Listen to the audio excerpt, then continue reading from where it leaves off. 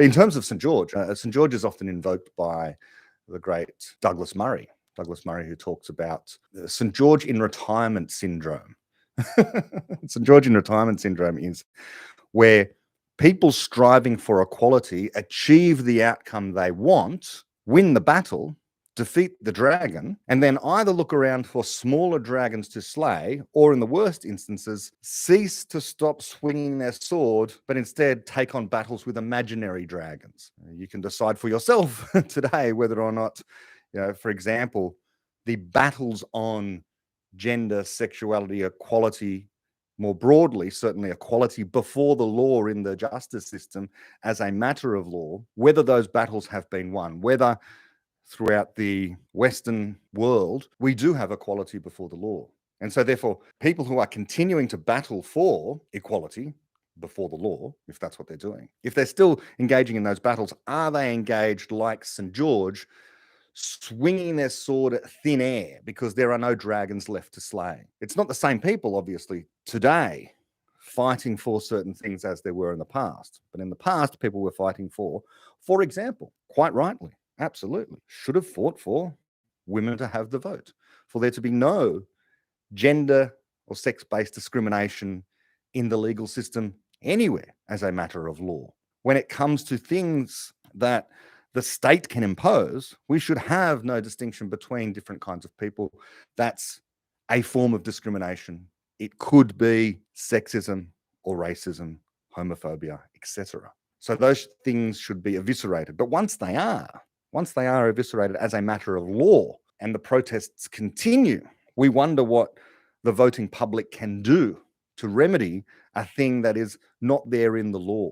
And so this is St. George in retirement syndrome, which we need to be careful of. It was, I think, President Biden who I noticed this week put out a tweet about, or in response to a child had written him a letter about how women get paid less than men, and asking Joe Biden to do something about that. So what can Joe Biden do? He's a politician. He's a lawmaker. He's one of the people who can pass laws or regulation. Is there a law or regulation that says women must get paid less than men? If there is, that should be corrected as a matter of urgency. That's discrimination. That's rank sexism. But if there is nothing there in the books that a lawmaker can change, then his promising to do something about this would seem to be misdirected at best, deceitful at worst. There's often, the statistics claim women get paid 70 cents on the dollar for men, but not for doing precisely the same work. And insofar as it is exactly the same work, where is this happening? And why is this happening? And what does it mean to say exactly the same work? Can you compare two CEOs of two different companies? Some companies are larger. Some people work longer hours. People have talked about this before at great length. People make different decisions throughout life. But if there is a law saying that women can only get paid 70 cents on the dollar for men, that clearly needs to be changed. Within agreements that occur within companies, typically speaking, there are laws against paying different people different wages for doing precisely the same thing, certainly based upon gender. I know that happens in Australia. It is simply illegal to pay two people that are doing the same job different amounts, except for matters of seniority. This happens in teaching, for example.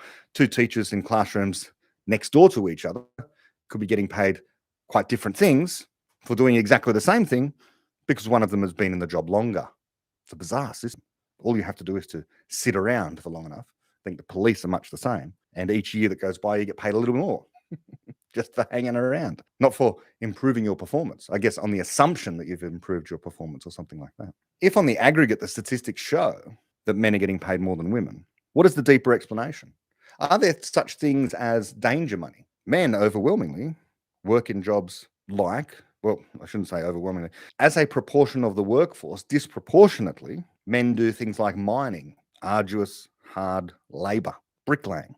Not to say that no woman does this. But if you have hardly any females represented in these jobs, where in, for example, mining, a premium is paid because of the danger and being away from home and all that kind of thing. Now, this happens in Australia. People work extremely remotely. When I say remotely, not just behind a computer, I mean in the middle of nowhere in Australia. And there's a vast parts of Australia that are kind of nowhere in that sense. Far, far from, never mind cities, even small towns where some mines happen to be. People go deep underground in dangerous conditions and get paid a lot of money for doing so. And so if you average out that kind of thing compared to, let's say, childcare, where in childcare, infant care, the overwhelming majority of the workforce is women, no wonder there's going to be a discrepancy in the average pay just comparing these two populations. Now, repeat for all the other life choices that people make throughout their lives. So, what would Joe Biden do about something like that? Well, the government, I suppose, could insist that everyone, regardless of what you do, mining or childcare, get paid the same. That would equalize things. Then we'd have equality of outcome, as people talk about, which is precisely what, of course, places like North Korea do. Many of the rest of us think we shouldn't keep trying to slay this particular dragon of inequality. That what we mean by equality is equality before the law, is everyone being treated by the state in the same way. Because if that holds, we're done. That's it. If in society there are inequities that exist there, then so long as the state provides the conditions where people can pursue opportunities, that's all the role that the state has. Then private industry and people of goodwill will employ the best people for the best jobs based upon their skills, knowledge, and personality criteria. No one would want to have a corporation which becomes known for unequal employment practices. And by the way, as many other people have observed, if women really were routinely able to be paid less for doing exactly the same job as men, why wouldn't all corporations immediately fire most of their male workforce and take on female workforce at a much reduced cost? Because they wouldn't have to pay them as much. If that was really going on, that's what would happen. These evil corporations that are only interested in profit should do that. They don't do that because it's just not true that women get paid less than men for doing the same job. Women choose to do certain kinds of jobs, men choose to do certain kinds of jobs, women choose to work certain hours, men choose to work certain hours. It's as simple as that in the Western world, where there are already laws ensuring that you are not allowed to pay people different amounts for doing the same thing based upon, for example, just their gender. And many people more knowledgeable about the issue than I have spoken on that over and again.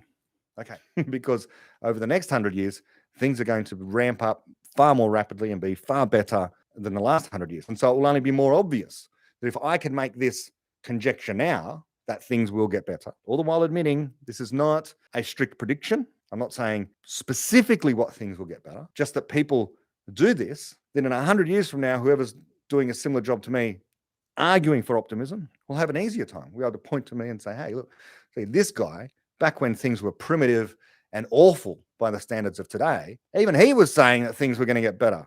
That poor denizen of the past, with all the destruction and death and suffering and expense of living in that time, was somehow able to see how wonderful the world was. Well, look at us now. Look how good it is now, 100 years later. Should we expect things to stagnate tomorrow or get worse? No. What should we expect? We should expect things will get better. They will be saying that more strongly, more loudly. And in fact, one would hope pessimism has largely been removed like a cancerous tumor that it is from society, and everyone will have the expectation of things getting better, which means that things will get better even faster because people won't be held back by the naysayers on the sidelines carping about resource use and inequality. They will understand that inequality is the very thing which allows for people to pursue separate interests. That's what you want. And if someone wants to work 1 day a week and someone wants to work 7 days a week, we should expect different outcomes from a free society that allows that kind of thing. That's wonderful.